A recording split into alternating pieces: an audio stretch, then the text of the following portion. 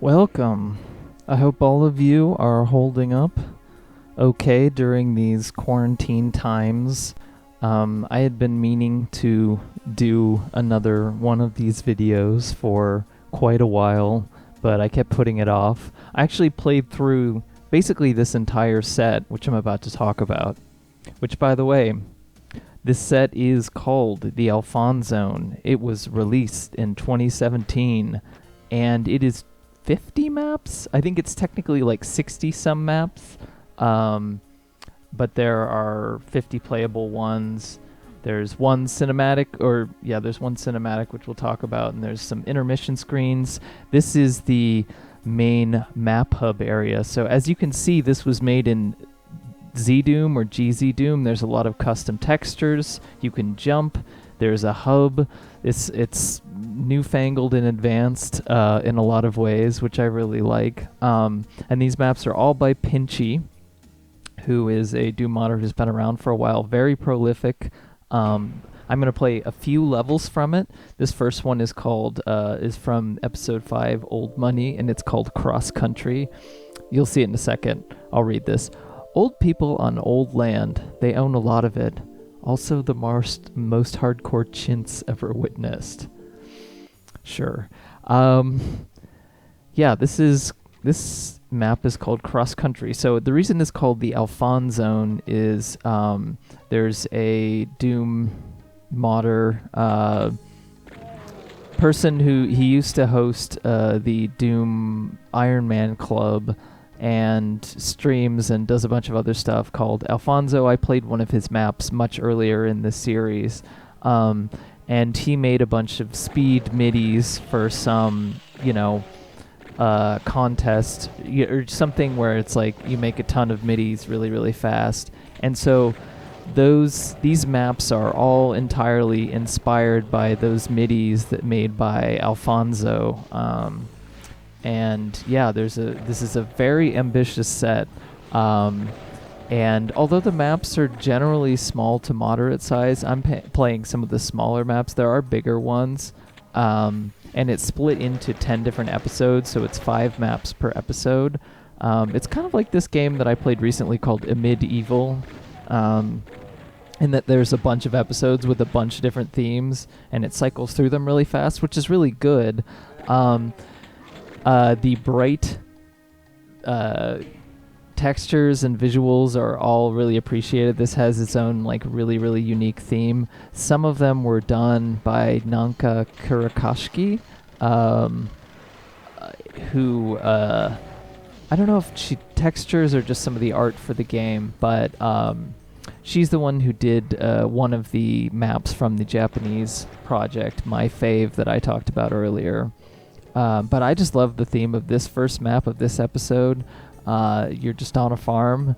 So I actually went back to the Alfonzone because I started looking into Quake mapping, some stuff that was released recently. I've never been as much of a Quake person, but I think after I played Medieval and Dusk, especially Dusk, I wanted to give Quake more of a shot, and particularly Quake modding, because I've played the base game, enough.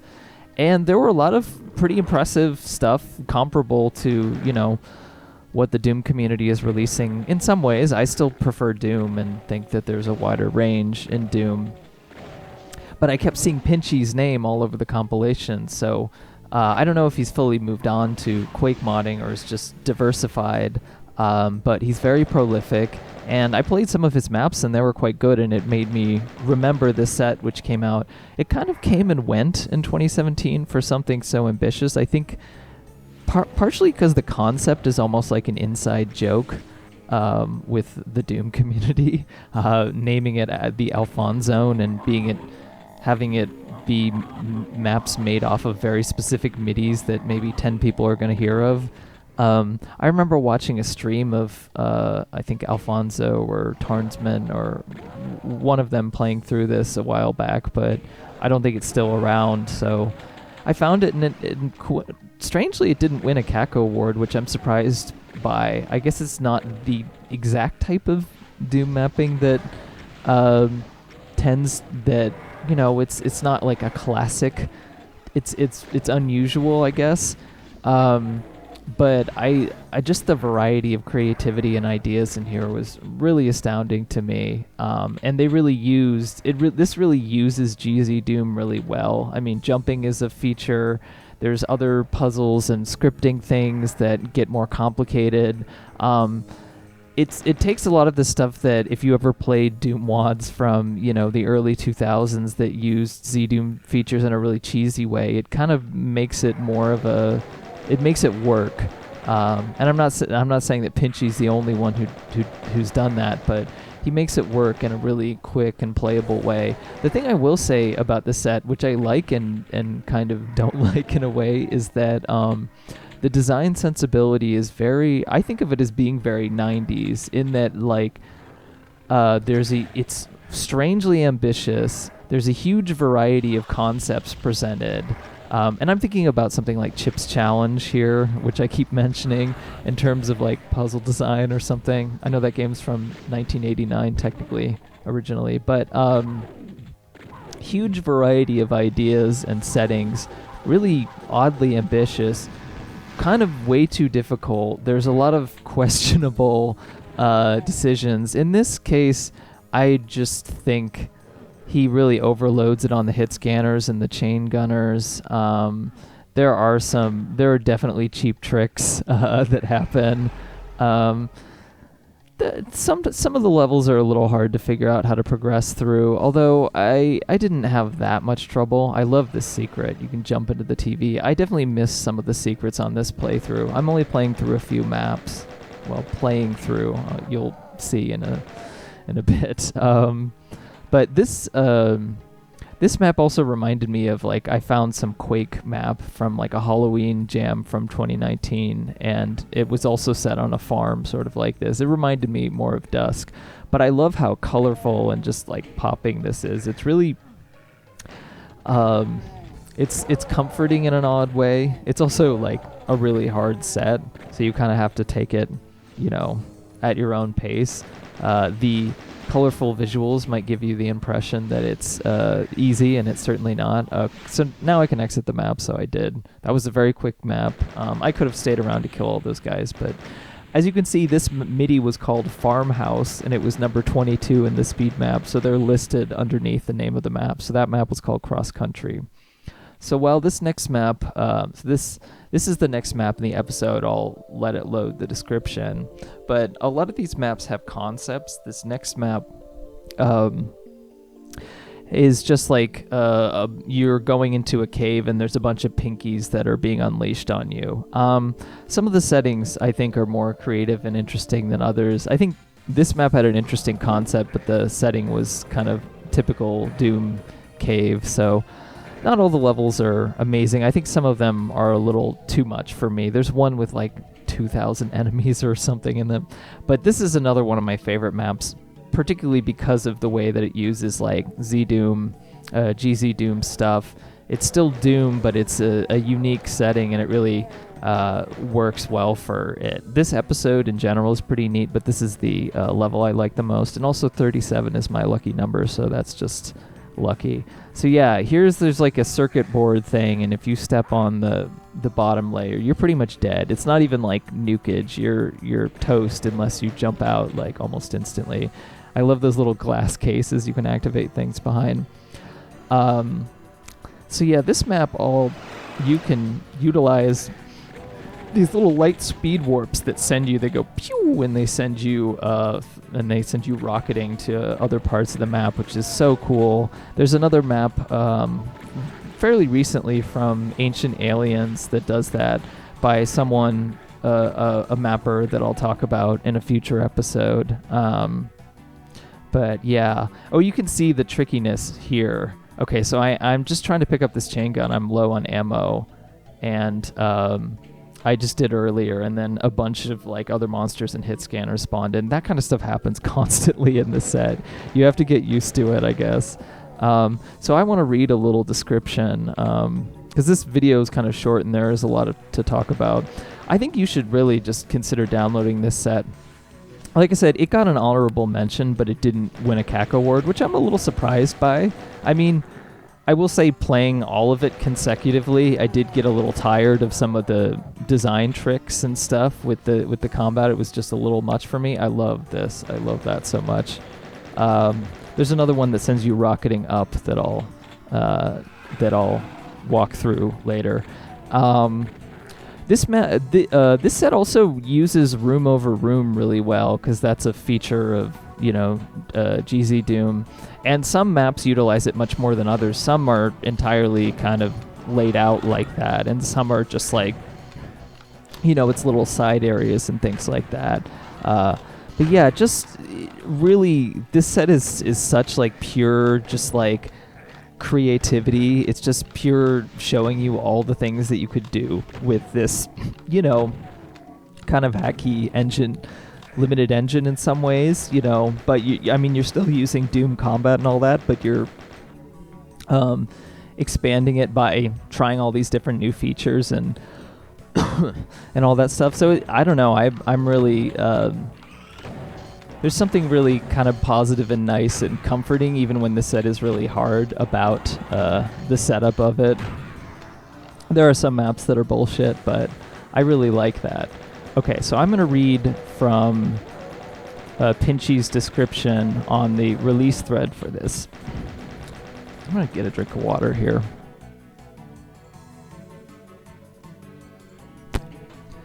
Enter the dimension of fragmented memories where stories are currency, the more unique the better. The dark city streets, deadly old mansions, and rusting industrial centers are just a front for more sinister purposes, exploiting the local populace.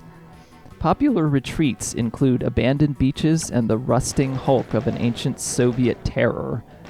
If the unforgiving frozen fortresses or Hell's Domain, where ancient magic is woven into the stone itself, don't make you lose your mind, there's always the poisonous jungles for those who seek to harvest the dank.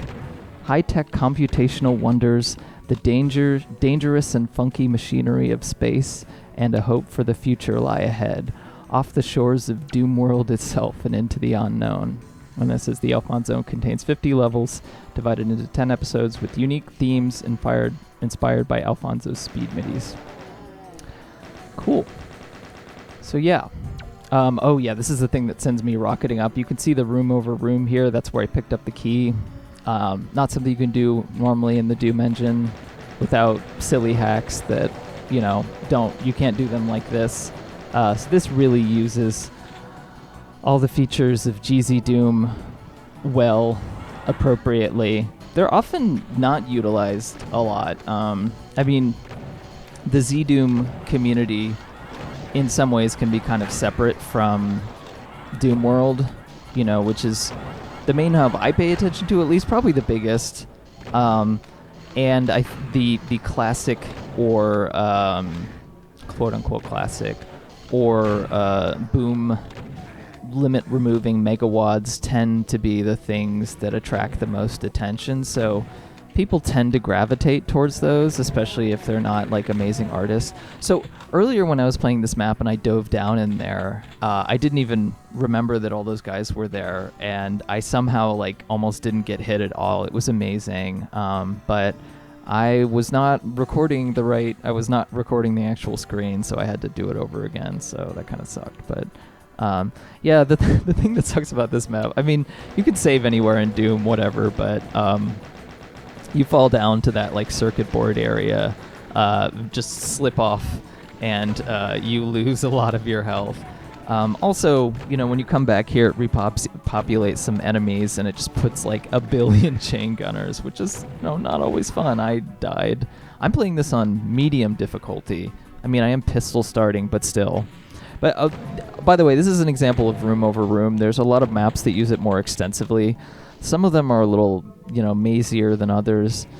Like I said, I can't recommend this set enough. As far as like individual map design, there are some things that aren't necessarily to my tastes. There isn't one map that I would say stands like head and shoulders above the rest in this set. It's not all packaged in one map, which is kind of a lot of the Doom Mixtape maps, like something like the silos from Memento Mori 2. Like, I love that map because there's so much just in one map. There isn't really anything like this in the set. There are some bigger maps, but it's made by one person and it's made in a shorter period of time, so you can tell he's not fussing over individual maps as much as just like the big picture ideas. So I got the impression, and I'm not actually sure if this is true, that Pinchy is from the UK, I think, but I got the impression that he did work for the game industry in some capacity based on what I had heard from when I watched that stream that that Alfonzo did, or one of them did. I'm actually going to see if it... Yeah, Pinchy, also known as Pinchy Scree, is a Doom level designer and modder, most notable for participating in Doom World community projects and speed mapping sessions. This is his only megawad, but he's done a ton of speed maps. I mean, I'll link his profile from doomwiki.org in the video description, so you can see. He has not done anything since 2019. So I wonder if he has moved on to Quake mapping right now. But his Quake maps are worthwhile too. There's like a Halloween Jam one. If you go to, I think it's like Quaddicted is the name of the Quake. I'm not like familiar with the Quake community at all. I was just kind of going blind into it. But it's amazing how easily it adapts. And the one thing that I do like about Quake is that you can jump, and you can jump in this too. There's a little more freedom of movement. It's kind of fun bouncing everywhere. Like I do like that. This has a really bouncy quality to it. Like you're always kind of frantically going from one place to another. You can play it's kind of bite-sized. It's like little jolts of caffeine or whatever. That's really what the set feels like to me. Outside of a few times when it can get a little sloggier. Maybe that's why it didn't win a CAC award and instead only got an honorable mention, or maybe it was just too much of an insular joke. I don't know. But yeah, this is such a unique thing from the Doom community. I don't know. It's really neat. What was I going to say?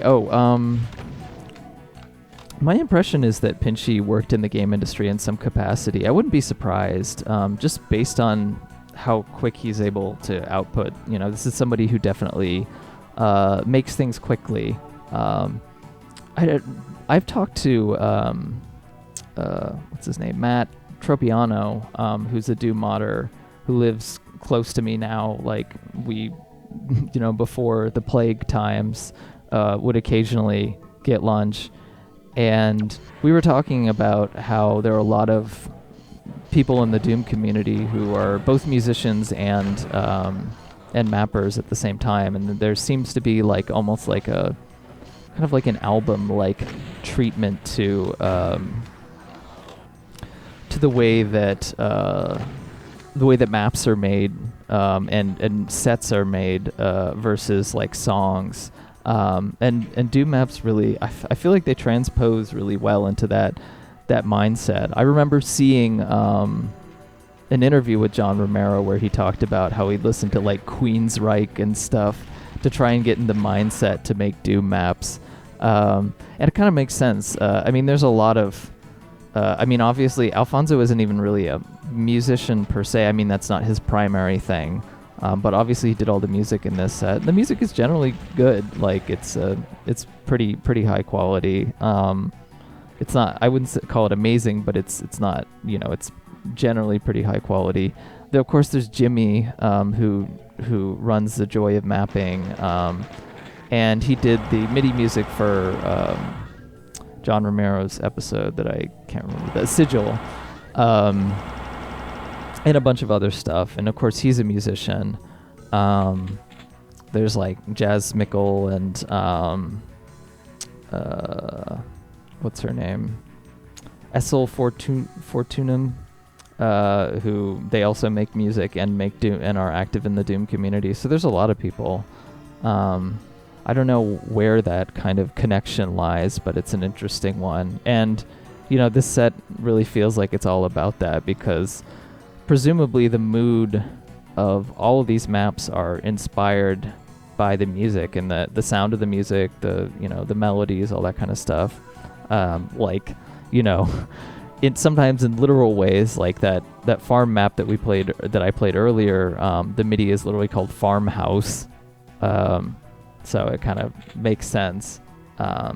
But yeah, some ways maybe it's more interpretive. There are other secrets that involve jumping way out here and taking huge risks. I can't remember exactly. I missed the secrets in this playthrough, but it's whatever.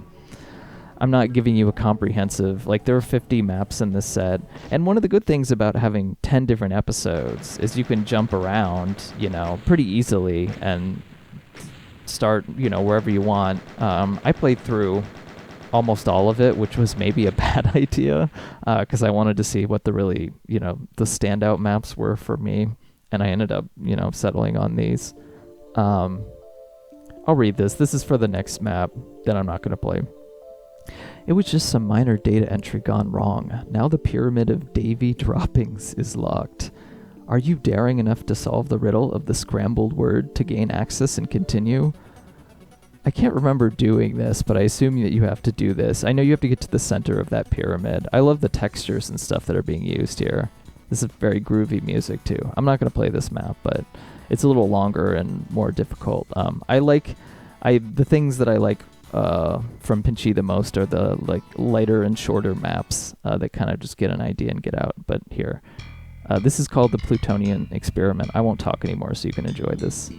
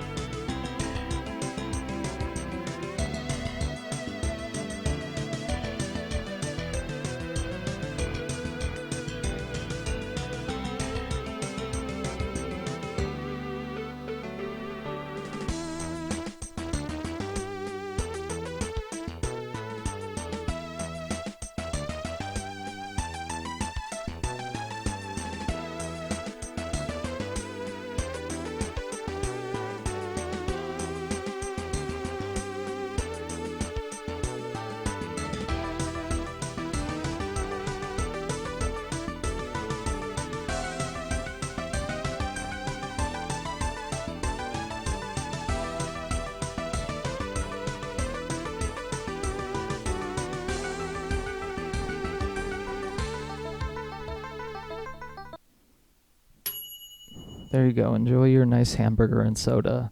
So that's, by the way, that's Jimmy, Alfonzo, Matt, and I don't know who the fourth person is. Maybe it's Pinchy. Yeah. Nice cinematic level, just all sector stuff. Yeah. There's I just pretty much a testament to like the creativity of this set in general. And I just love this map. I like the music. That's Pinchy's avatar. It's a little Metroid, which I guess is where the name Pinchy comes from.